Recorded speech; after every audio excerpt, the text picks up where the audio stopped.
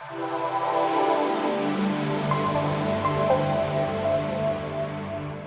Leadership Essentials, building a winning leadership team. That is our topic for today. I have ties to all four of our panelists. I'm super excited to have them. And then when you find your spot, your handhelds can be turned on the little knob there. Anyway, I'll start on at the far end. Frank Klisanich is somebody that I've worked with on a number of occasions. Also happened to be on the scoreboard with Frank. Welcome, Frank. And then Katie Inouye is the founder and president of Spark TS, a company and portfolio business that I worked on, had a successful exit earlier this year. She's also working on some cool new stuff, which I'm not sure she's ready to divulge today. But anyway, we had a successful exit together earlier this year. She built a real nice team at Spark, and she'll tell you about that. Jackie Robinson actually flew in to do this panel. So welcome Jackie from Houston, the performance specialist at Insperity. And given the profile and work she's done at Insperity, the local folks, Yvonne here right up in front, said, hey, let's bring Jackie up. So she got recruited to come up in the South, said, hey, this time of year, you're like right on the border. Why don't you wait till like April, May before you come back? But anyway, so Jackie flew in for this. And then Joe Reardon to my immediate left. Joe is VP of Executive Search at Verseek. And then Joe and I have had a number of interactions. Joe will be providing the perspective of an executive recruiter. So we have a number of different angles that we're going to talk about this topic today, but why don't we work back this way? And Frank, tell us a little bit more about your background. Frank Klisanich. 30 years ago in January, my wife and 3 kids moved from Toronto, I'm Canadian, to live in Minnetonka, and I started running a business for Golden Valley Microwave Foods. I was going to take Act 2 microwave popcorn around the world. I spent 10 years building a business, building a team, so this subject matter is of great interest to me. I've run businesses, marketing is my background. My encore career right now is teaching. I teach at University of St. Thomas, and I teach MBA students at Augsburg. That's what I'm doing, and SCORE. Katie. All right, so I actually started my career in banking, community banking, and found my way into regulatory affairs at the Class 1 Railroad. So the company I founded was a railroad compliance software app, and it was an 8-year process of building and then exiting that company. And like Rick said, I'm just kind of in the process of starting new things and finishing old things.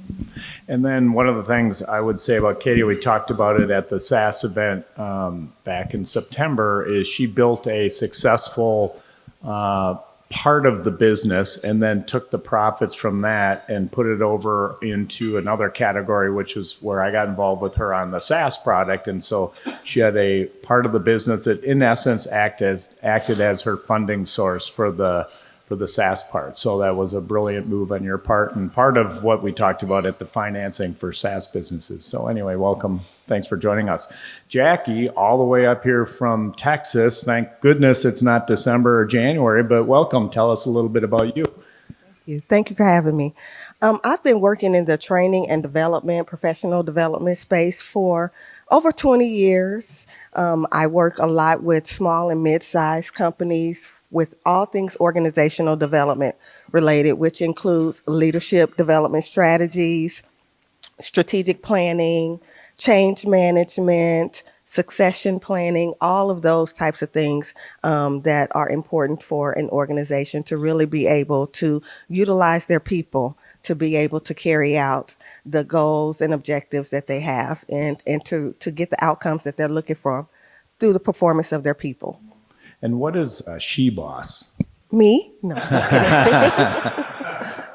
SheBoss Unlimited is my company, and that's where I work specifically with women leaders, female leaders, and helping them to develop strategies to be effective as women leaders and to bring the perspective of the female leader to the organization. Great. Well, thank you again for coming up and joining us. All jokes aside about the weather and the time of year. Anyway, thank you for coming up. Joe. Thanks, Rick. By the way, these chairs are really comfortable. Can we arrangements to pick up a couple of these? bad boys? Absolutely. Okay, thanks. Absolutely.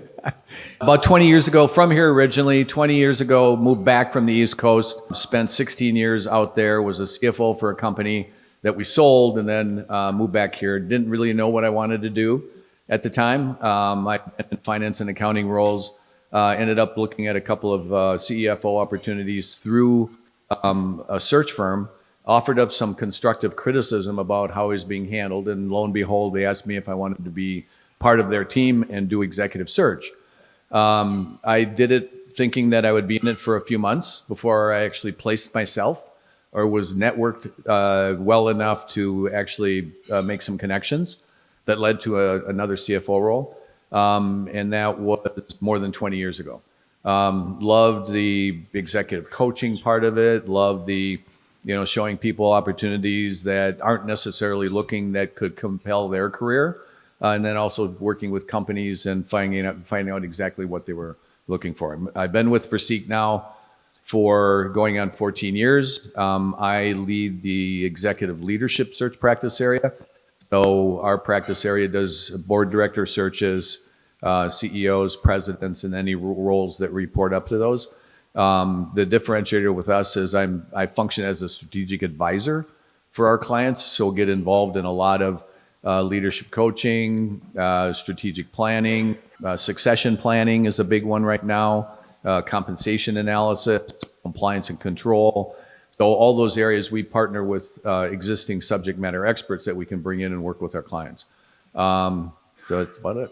That's perfect. Thank you. Thank you. Hey, Frank, let's jump down to you. You mentioned coming here from Canada, which was its own adventure, put aside the business stuff. But anyway, you came here from Canada, worked in a couple of different industries, had some unique experiences. Talk a little bit about your biggest team building challenge. Building a business in international markets is more than just a challenge because you've got culture that you truly need to appreciate when you're looking to hire people and get them on your team. You've got the travel component, you've got time change, and then you've got to try and understand consumers in different markets that you're trying to take your product or service into. So it's a challenge because there's language issues. Most people in business are speaking English. But again, it's understanding how they're going to operate in the environment and the strategies that you're bringing to the table that they can now work on and execute.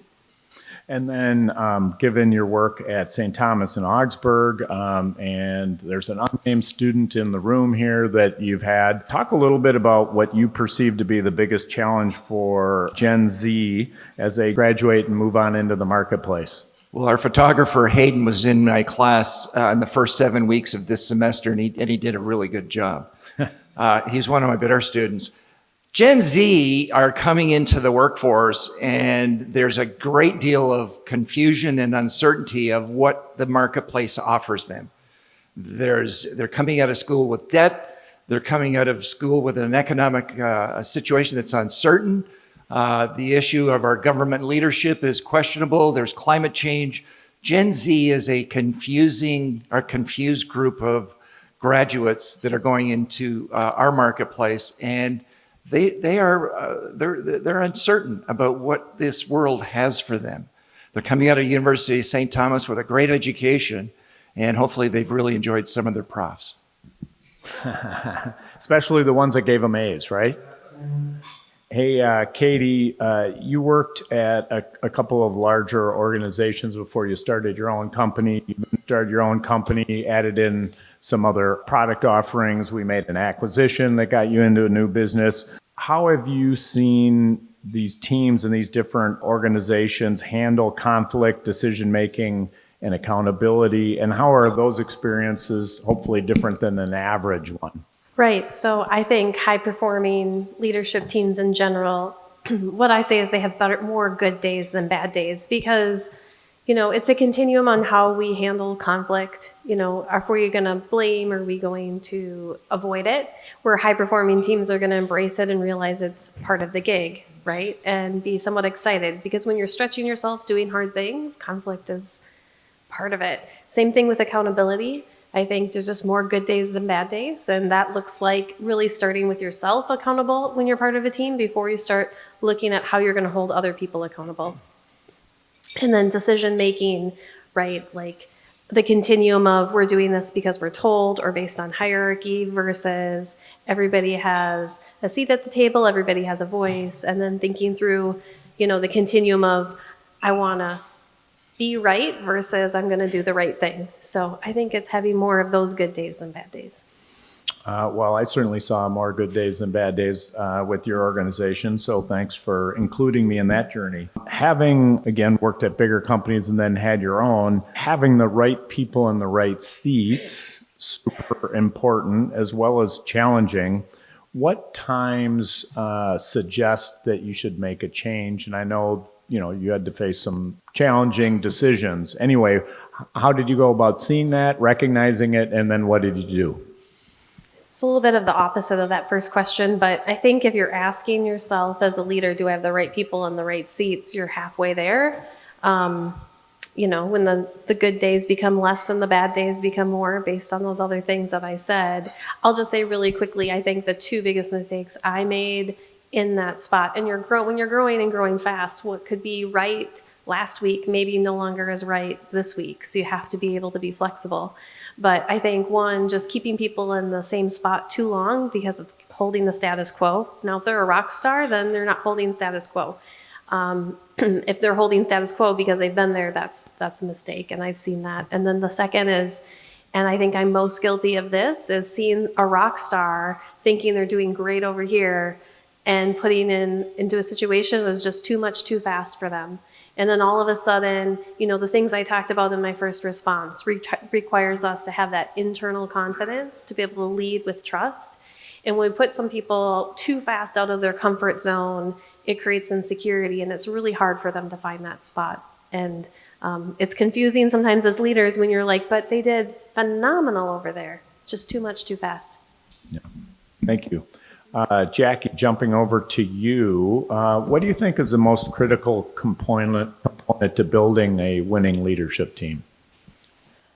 Oh, there's a lot of things that are critical to that. But primarily, I would definitely say strategic alignment. They most definitely have to be aligned on the mission, the visions, and the values of the organization. All the leaders need to have a shared vision. They have to have shared understanding of what the goals, what the expected outcomes are. They need to be clear on each role's responsibilities and where their roles are concerned. And so there definitely has to be that connection and that alignment to be able to be a winning team and respect each other's differences and be able to embrace the differences that each of those roles bring to the organization and be able to complement each other's instead of having egos in the way. Just being able to step aside and let the person who really can really make an impact in certain areas, let them do that and just respect each other's skills and talents and just bring that all together for that alignment. Great. And what role does culture play in that, especially for leadership teams that are successful? Psychological safety is very important in the workplace these days. You have to have that psychological safety in order for the culture to be one that will breed a winning leadership team. Katie mentioned trust. Psychological safety is built on trust. So having trust and your people being able to trust their leadership and the leaders being able to trust each other to be able to work together, to be able to be innovative and make mistakes without feeling like there's going to be some kind of retribution because I tried this really didn't work, or I made this suggestion and it really wasn't what we wanted. So having that psychological safety is really what's going to breed the type of culture that will allow those teams to grow together and to be successful and be cohesive. Great, thank you. Joe, coming down to you, I'm interested in your perspective on this question because I don't know how many projects you've worked on over the years, certainly hundreds, thousands, maybe a few.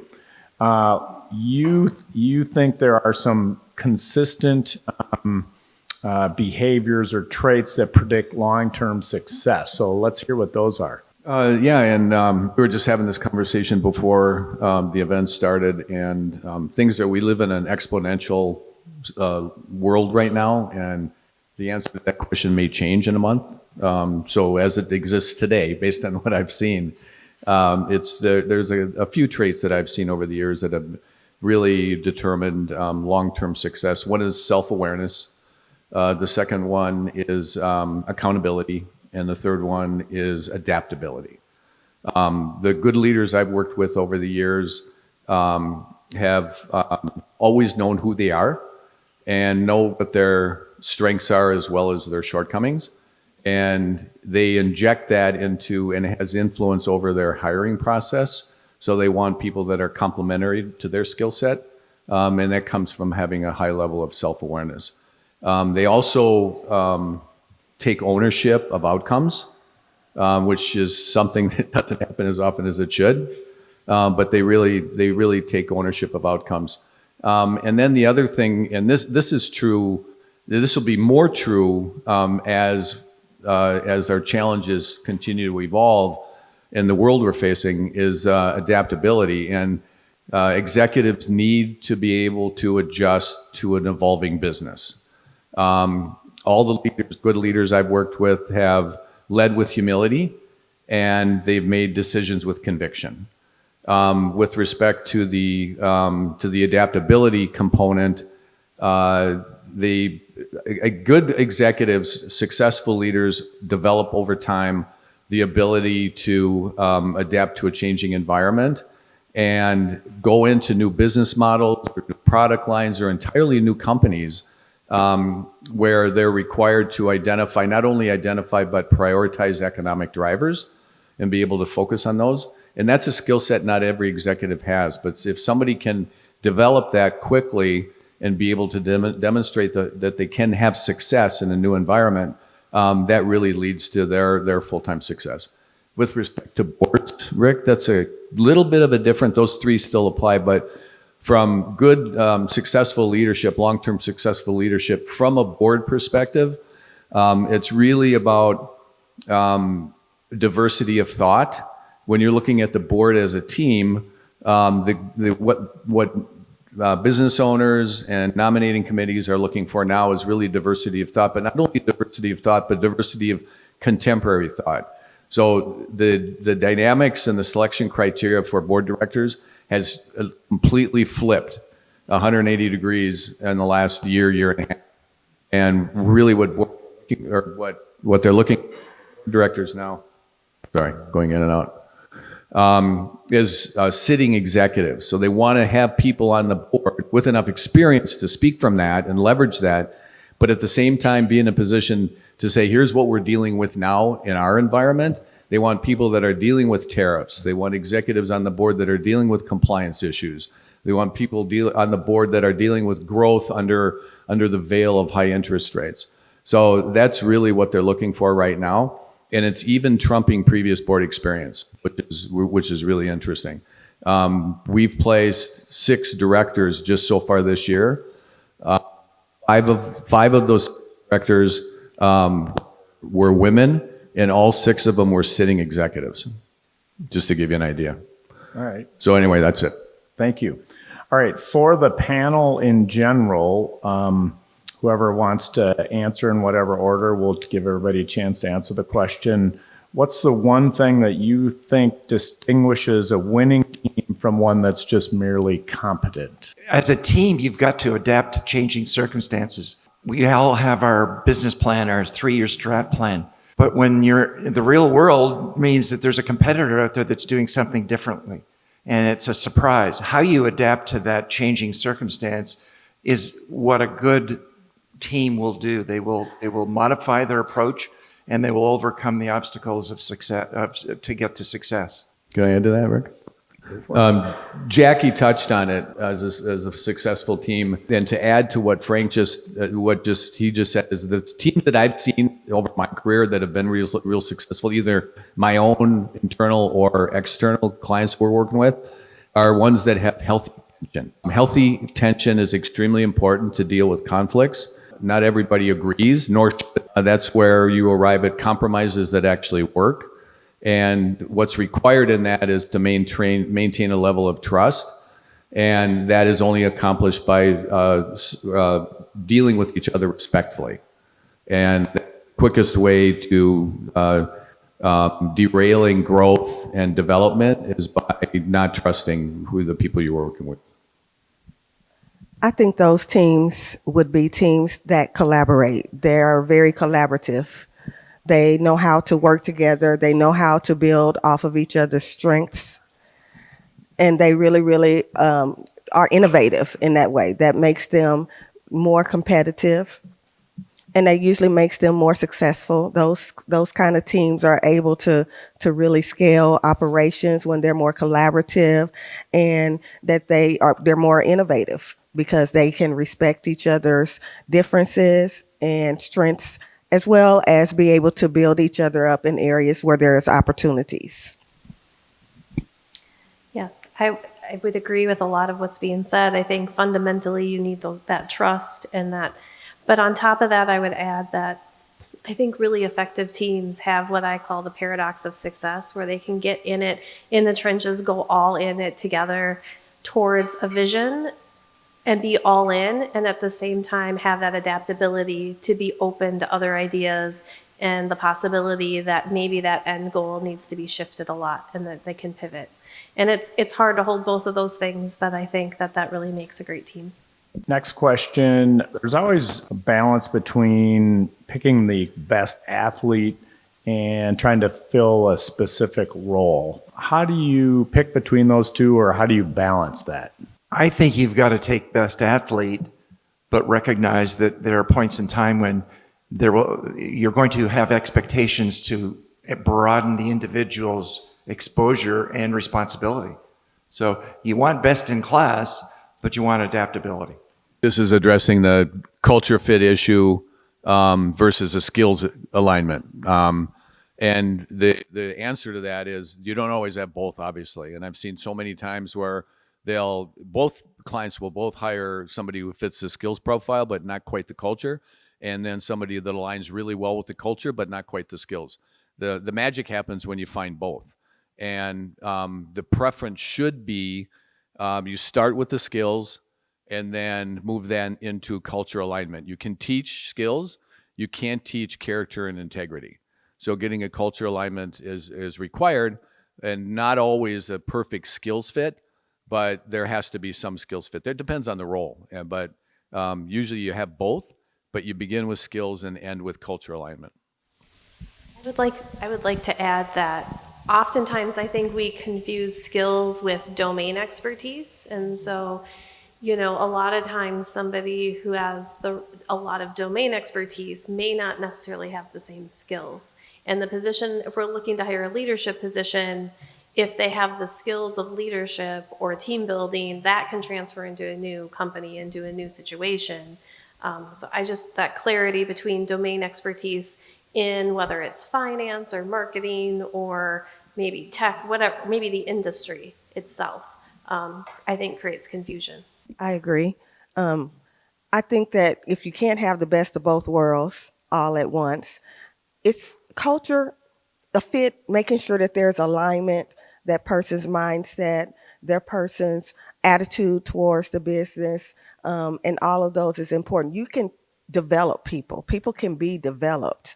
You can develop the skills that are needed for them to be able to operate more successfully in a particular role. But getting someone in who does fit with the mission, the visions, the values, they have the same values, they have the same, and they understand the mission and all of that is important. And once you get them there, and they do probably already come in with a certain level of skill, but you can develop them. They can be developed. That's why continuous growth and development is important in the workplace, continuing to develop your people. So getting that culture fit, if you had to have one over the other, I would say get someone that is aligned with the mission, vision, and values first, and then you can develop them. Great. Given that the pace of change today is just so fast and there's so many things going on, are there any new leadership competencies that are emerging? Joe, you mentioned a few things that are different at the board level over the last year or two, but from a leadership perspective, are there things emerging now that are essential that maybe they weren't quite as important, say, 3 to 5 years ago? AI, I mean, we're all learning about artificial intelligence, and it's changing faster than we can learn it. And on that basis, I impress on the students that I teach, you've got to know how to use AI to help you do your job better. And if you accomplish that and keep learning, then you've got an opportunity to stay ahead of the pack, because I can assure you that there are going to be other students who you will compete with for opportunities that are going to become experts in utilizing this tool. If you're not one of them, you're going to lose out. I say dealing with multi-generational workforces is a big issue now. A lot of the clients that I work with now, that is one of the things that I consult and advise on. Just being able to manage the workforce. I think there's about 5 different generations in the workforce now. And so being able to manage the differences, you talked about the younger age group now, their expectations are completely different. And so being able to manage a team where there may be multiple generations on the same team is something, it's a whole skill, a whole different kind of skill that has to be developed these days. I was just going to add that I think as the environment changes, finding more creative ways to just keep that connection. Because as a team, if we're not connected with each other, it makes that communication piece and the trust piece so much more difficult. I have found that if people, even if we work remote or across oceans, which I've had to navigate a little bit, if we meet people face to face before we're starting to misinterpret emails because English isn't their first language and things like that. So despite the fast changing environment, I think creative solutions to connect. And we had a fairly remote team, and we started just something simple of 15 minutes before our weekly team meeting was sort of like a social hour, and each department would host it. So it was questions, it was puzzles, and that set the tone for the team meeting. And I know they're still doing that. So little things can make a big impact. To kind of summarize it and add to it, did anybody go to the PDA networking event 2 weeks ago at St. Thomas or at Town and Country with Mark Price? He's a professor at St. Thomas that teaches AI. There was some takeaways that were unbelievable, but the one that kind of stuck with me is that it's not separating the age group. It's not a technological platform that is separating younger workers from older workers. It's actually exactly the opposite. The older workers are starting to embrace AI, and they know how to ask the good questions. So they're actually seeing a lot more benefit in it than the younger ones. The other one is that AI, the capabilities of AI are going to double in the next 7 months. So you think it does stuff now, just wait. And then it exponentially accelerates from there. But just to kind of the skill set required nowadays, and they've always been important, but the thing that really highlights it right now is that the pace of change is incredible. You got to be caring, you got to be empathetic, you got to have the department meetings and make everyone feel like they belong. And the second one is communication. You have to develop the ability to be a situational leader and read a room, and know how to talk to the 5 different generations that might be working in the company you're with. And the last one is curiosity. You have to be in a position to ask the good questions. You have to be able to embrace technology without fear, to use it as a tool to go forward to make you be better at what you're doing. Can I jump on that one? Curiosity, one of the underrated skills in hiring. If you've got curious people working with you, they'll figure it out. And that's what will drive the solution. The curious ones will go out and dig out what the best options are for the organization. So how do you hire for that? You guys are sitting there going, that's great, it's a great skill, but how do you hire for curiosity? The biggest telltale sign of somebody that has a high potential or capacity for curiosity is asking good questions. The people that you hire have to ask good questions, impactful questions, insightful questions, different questions.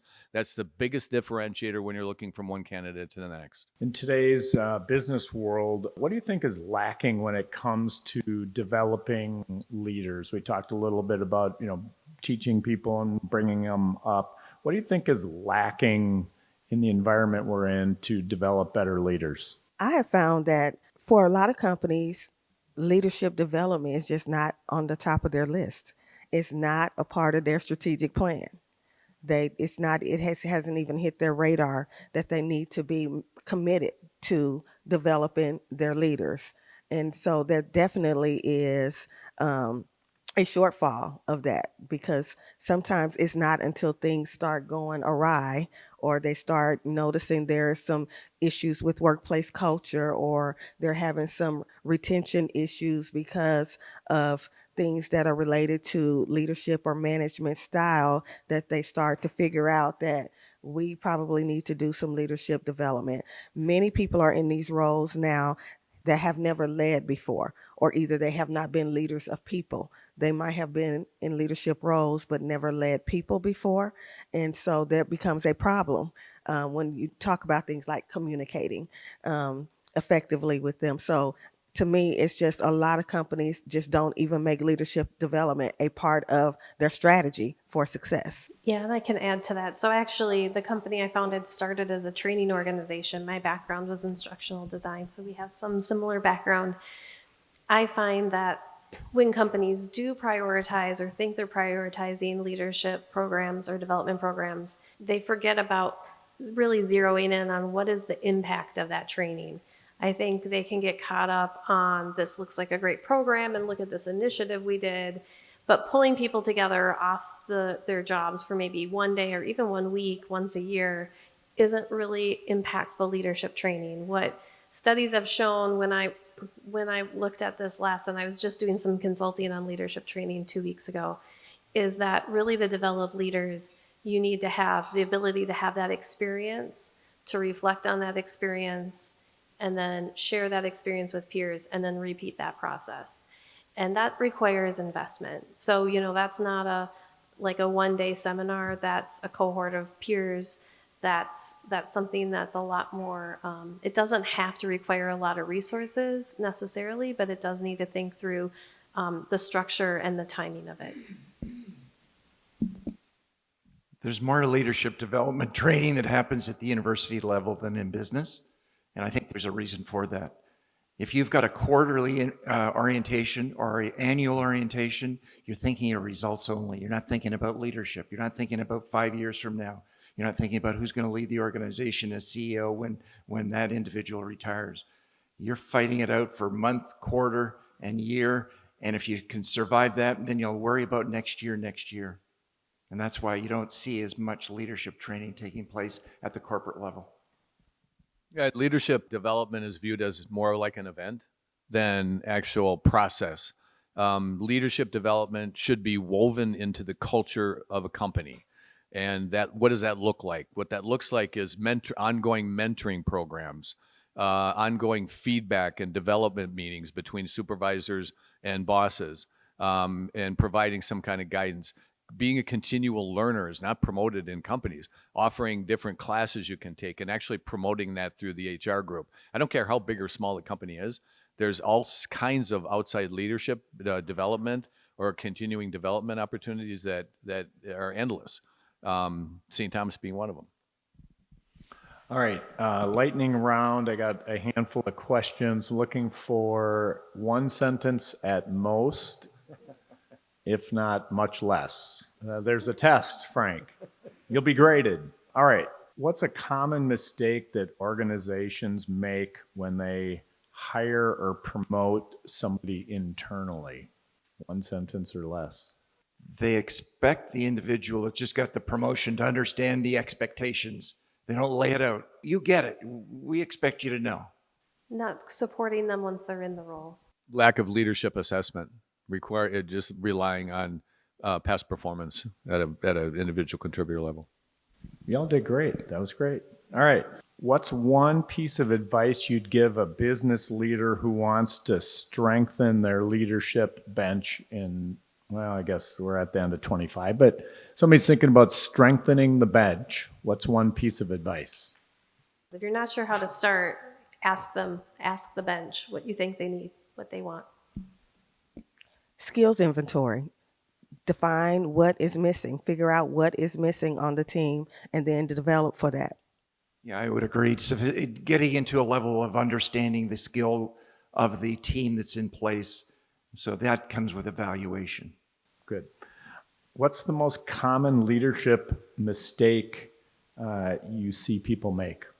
Today's success is repeatable. We're fighting the fight every day in consumer goods.